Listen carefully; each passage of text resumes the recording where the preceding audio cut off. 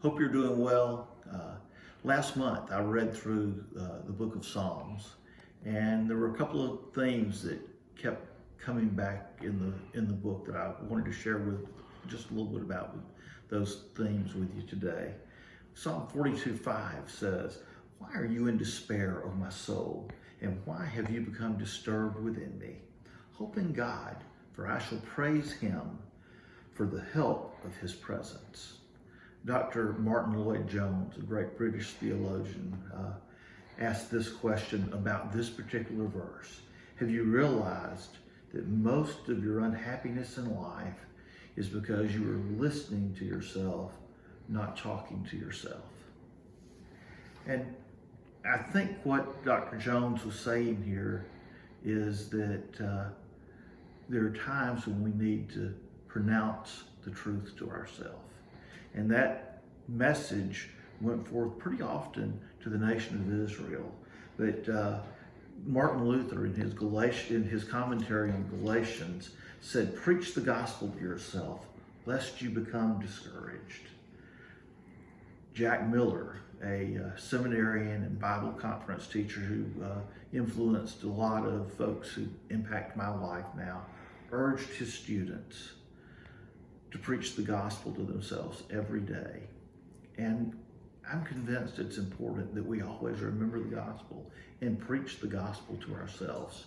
And God, throughout the Old Testament, and particularly in the book of Psalms, constantly reminded Israel. There are 11 mentions in Psalms of either the Red Sea or coming out of Egypt. And each time God brings Israel back to remember what God did. And sometimes in life throws us a curve. Sometimes we really screw up, and sometimes we just get blindsided. And it's easy to forget. It's easy to forget the things that God did. When Israel crossed the Jordan, Joshua had them set stones up as a reminder of what had happened. And there are times in our lives we need to set those same reminders up. We've all had our own Red Sea crossings, and we've all known the despair that we often feel leading up to the moment where God intervenes. Ellie Holcomb is a Christian artist that you may or may not be familiar with. Her last album was entitled Red Sea Road. And I want to share the first verse in the chorus with you. I'm going to read it, not sing.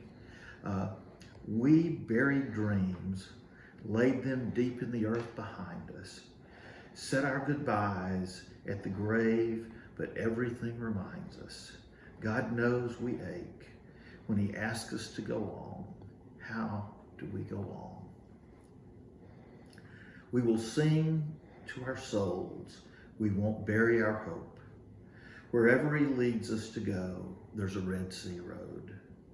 When we can't see the way, he will part the waves, and we will never walk alone down the Red Sea road. And at one point or another, we're all walking our Red Sea road, or we're pressed against the sea and we feel the enemy or our enemies, our circumstances pressing against us and pushing us back toward the water. But I think over the last decade, the biggest struggle in my life has been to remember the goodness of God. And this year I've been praying for about a half dozen things every day.